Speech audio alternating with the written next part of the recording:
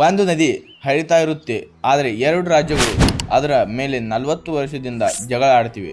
ಇದೊಂದು ನೀರಿನ ಕತೆ ಅಲ್ಲ, ಇದು ಪಾಲಿಟಿಕ್ಸ್ ಕತೆ.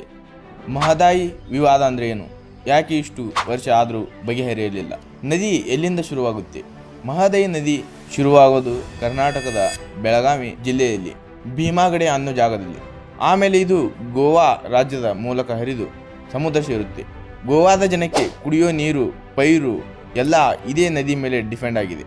ಸಮಸ್ಯೆ ಎಲ್ಲಿ ಶುರುವಾಯಿತು? ಕರ್ನಾಟಕದ ಉತ್ತರ ಭಾಗ ಬೆಳಗಾವಿ, ಧಾರವಾಡ, ಗದಗ್, ಬಾಗಲಕೋಟೆ ಈ ಜಿಲ್ಲೆಗಳಲ್ಲಿ ಕುಡಿಯೋ ನೀರಿಗೆ ಪರದಾಟ. ಹಾಗಾಗಿ ಕರ್ನಾಟಕ ಸರ್ಕಾರ ಒಂದು ಪ್ಲ್ಯಾನ್ ಮಾಡುತ್ತಾ ಮಹದಾಯಿ ನದಿಯ ಒಂದು ಸಣ್ಣ ಭಾಗ ಕಳಸಾ ಬಂಡೂರಿ ಅನ್ನೋ ಉಪನದಿಗಳು ತಿರುಗಿಸಿ ಮಲಪ್ರಭಾ ನದಿಗೆ ಸೇರಿಸೋದು. ಇದರಿಂದ ಬರ ಇರೋ ಜಿಲ್ಲೆಗೆ ನೀರು ಸಿಗುತ್ತೆ. ಗೋವಾ ಏನಂತೆ, ಆದರೆ ಗೋವಾ ಹೇಳುತ್ತೆ ಇದು ನಮ್ಮ ನದಿ, ನಮ್ಮ ಜನಕ್ಕೆ, ನಮ್ಮ ಕಾಡಿಗೆ, ನಮ್ಮ ಪ್ರಾಣಿಗೆ ಬೇಕು. ನೀರು ತಿರುಗಿಸಿದರೆ ನಮ್ಮ ಪರಿಸರಕ್ಕೆ ಹಾನಿ ಆಗುತ್ತೆ. ಇಬ್ರು ಸರಿ ಅನ್ಸೋ ಪಾಯಿಂಟ್ ಇಟ್ಕೊಂಡು ವಾದ ಮಾಡ್ತಿದ್ರೆ ಕೋರ್ಟ್ ಏನು ಹೇಳಿತ್ತು? 2018ರಲ್ಲಿ ಟ್ರಿಬ್ಯುನಲ್ ವಿಶೇಷ ಕೋರ್ಟ್ ತೀರ್ಪು ಕೊಟ್ಟಿತ್ತು. ಕರ್ನಾಟಕಕ್ಕೆ ಸ್ವಲ್ಪ ನೀರು, ಗೋವಾಗೆ ಜಾಸ್ತಿ ನೀರು, ಮಹಾರಾಷ್ಟ್ರಕ್ಕೂ ಸ್ವಲ್ಪ ನೀರು ಅಂತ ಹಂಚಿಕೆ ಮಾಡಿತ್ತು.